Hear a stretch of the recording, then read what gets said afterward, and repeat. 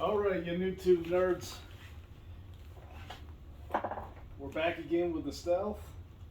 Only this time, instead of running through the H&K with the greenbacks, I'm going to be running it through the H&K 212 with the vintage 30s. So let's check it out. Oh, and also, because you guys asked, I am going to demonstrate the boost running through both the blue channel and red channel. Sure. Where are we at? Alright, volume's on 3. Let's use the gain control as our volume.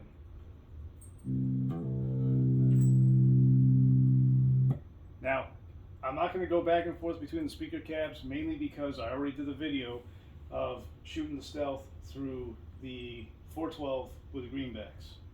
So, if you need a reference point, just go back and look at that video.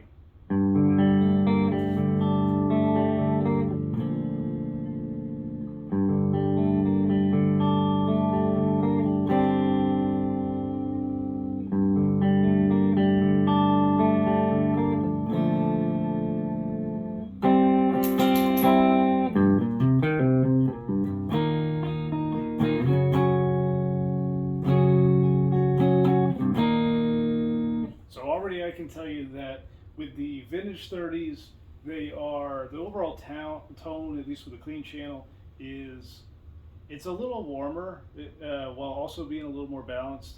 That could be good or bad depending on what your taste level is. I didn't adjust any of the EQ settings on the clean channel with the vintage 30s, but I did have to make quite a few adjustments on the EQ on the red channel when using the vintage 30s compared to the greenbacks. One thing I'll say about the vintage 30s is that even if I'm playing clean through the bridge pickup, the tone is still pretty warm and balanced.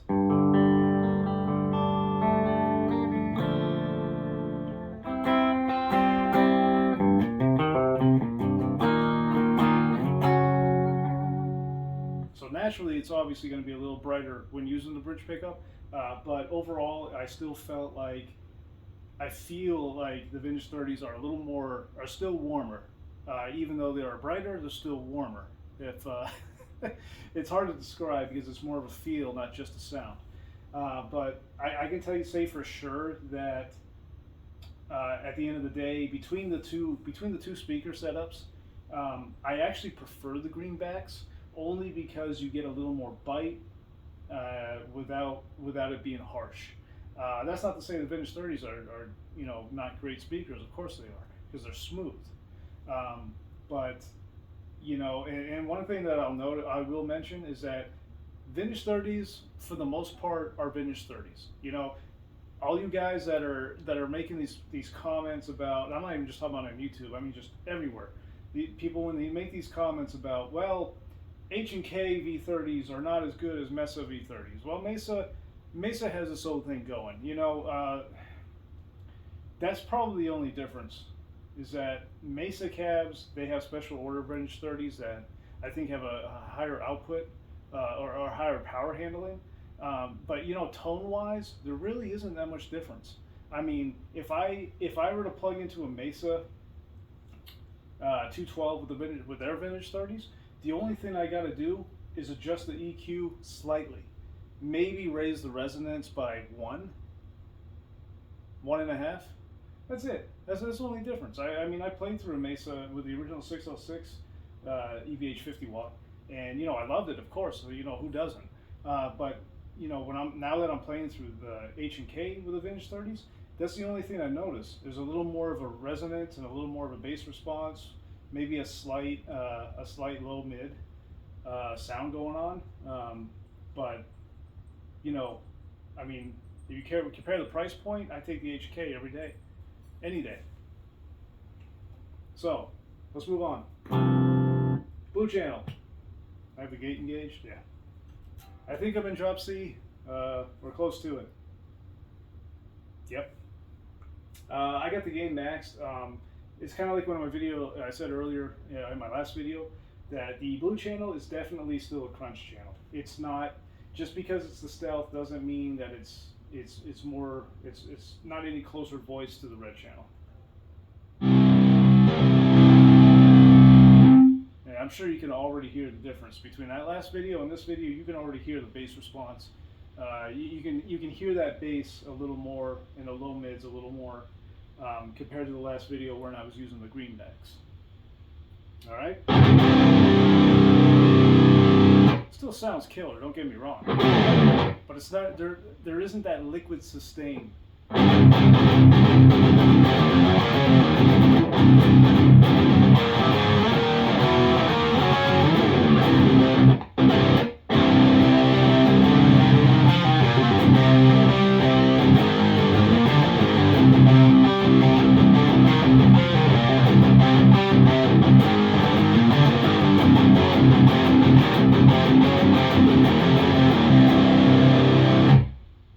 So it's almost there, not quite. You know, and one of the dead giveaways is that, you know, if I start doing the,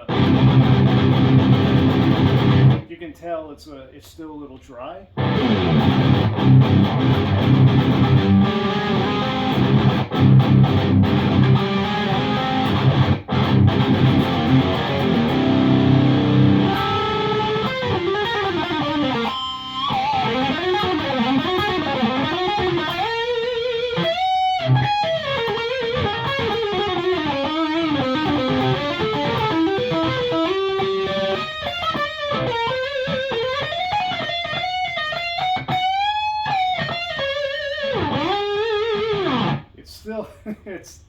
It's still that crunchiness.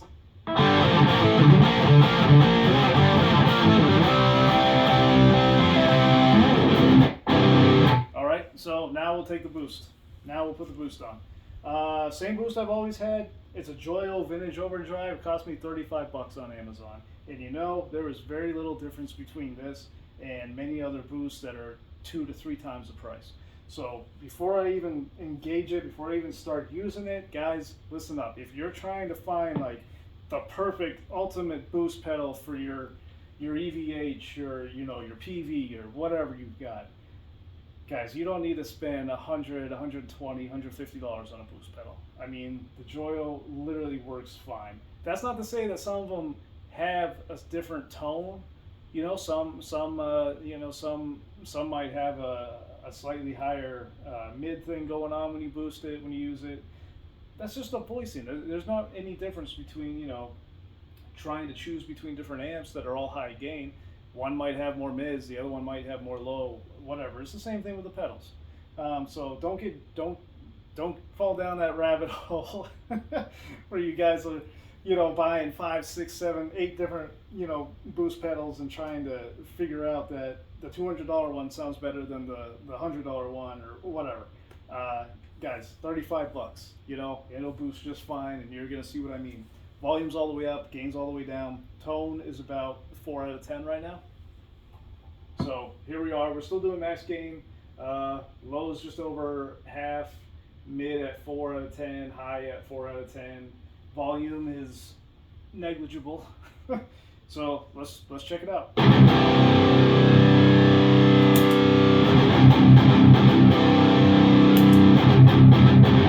See, kind of adds a little more of that liquid metal.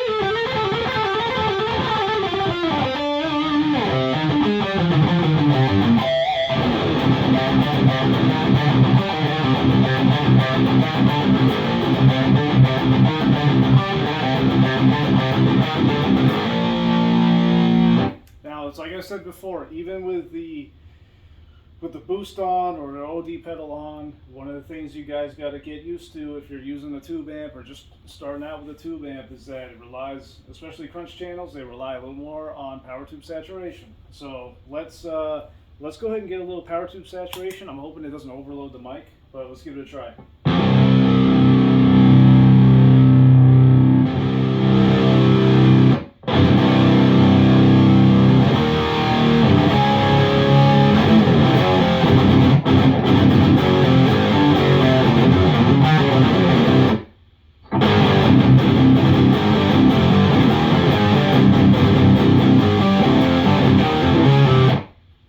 With the boost.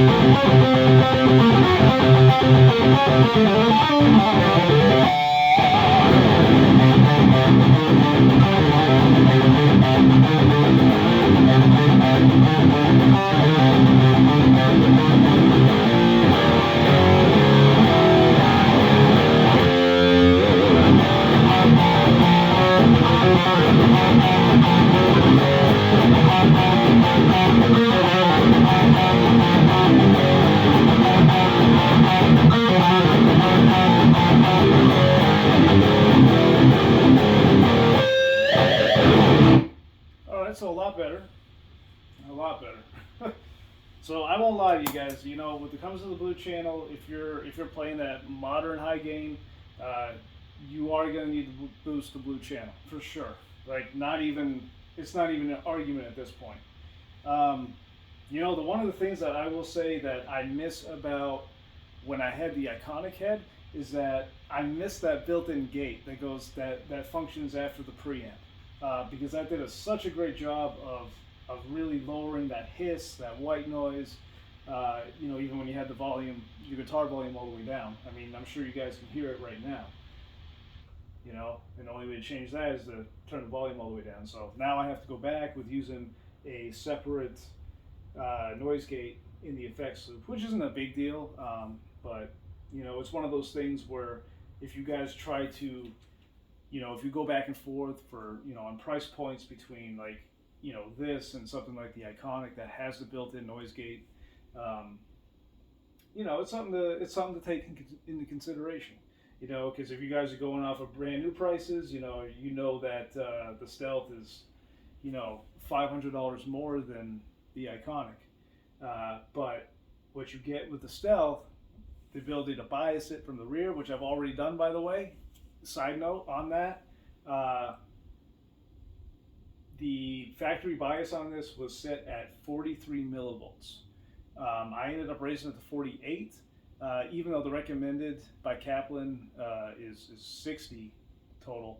I'm going to gradually increase it over time, just to see how the sound changes. So something to kind of keep in mind there. Maybe something to look forward to in a later video. Okay, so let's go to the red channel. Boost is off, and like I said, with the red channel, excuse me, with the red channel, going from the greenbacks, going from the 412 to with the greenbacks to the 212 with the vintage 30s, I had to really make some serious EQ adjustments on the vintage 30s, which was really strange. Like I said, there was a lot more bass, a lot more low mid kind of going on with the vintage 30s. So to get it back up to close to where I personally like my tone, I had to put the presence. I had to raise the presence by one, raise the highs by about one. The mids, I think that's actually where I left the mids, and I've turned the low down probably about a half a notch. Um, Resonance, I did back the resonance down with the vintage 30s by one. So anyway, all right, gain. I have gain at half. I have gain about halfway. Actually, it's right at half. So let's check it out without the boost.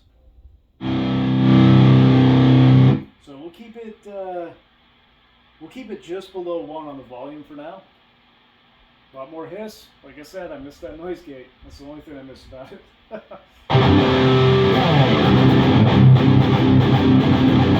Actually, I'm gonna bump the gain up to about 6 out of 10. That's where I feel like it really, where I like it personally. Okay.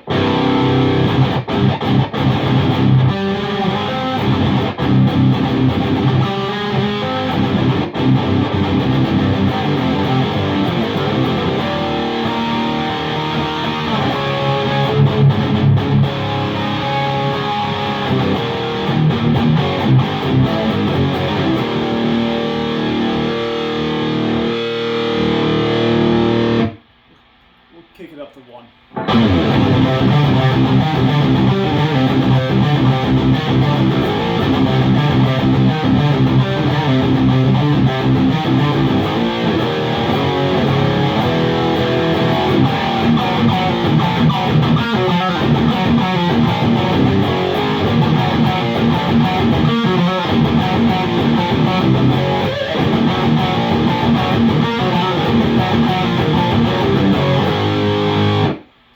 So now let's go back and forth between gate on and gate off. I'm going to do one riff, basically the same riffs I just did. I'm going to do riff, no boost, riff with the boost, move on to the next riff without the boost, same riff with the boost. All right, just check it out.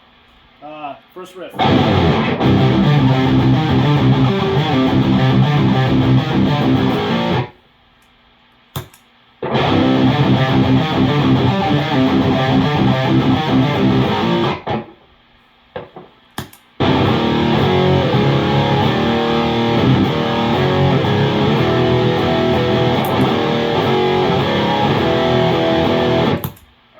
Off.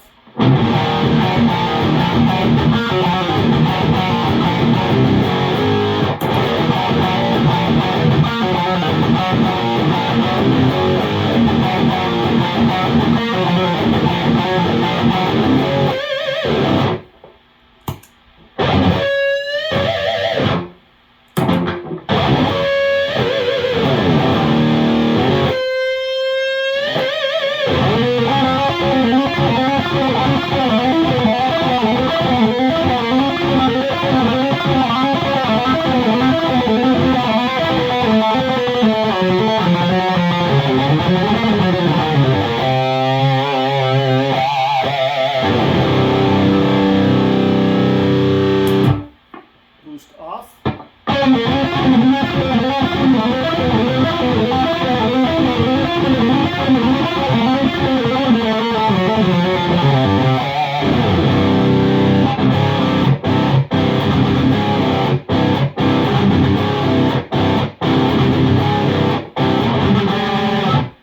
Boost on.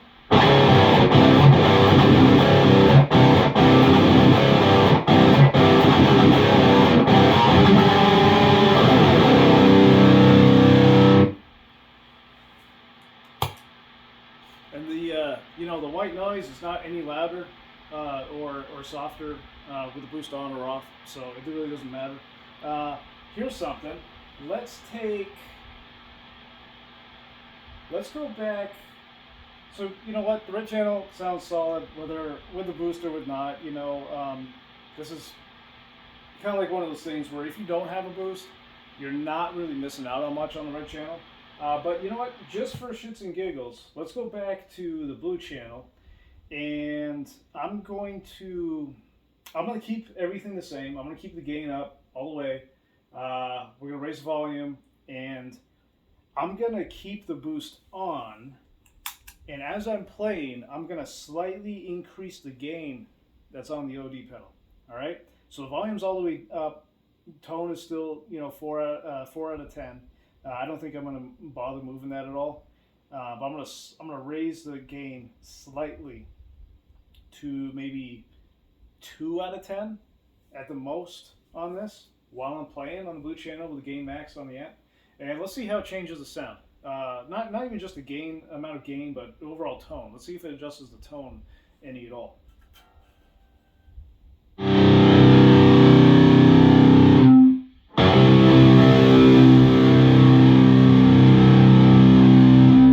We're at 1.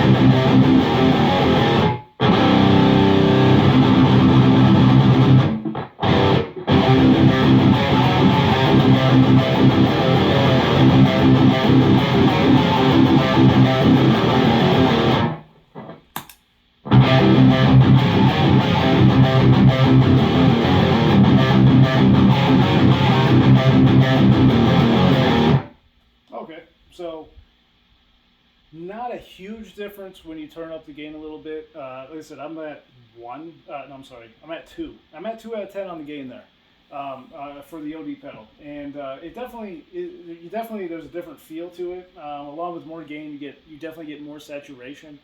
So it puts you right in that modern realm. One more time.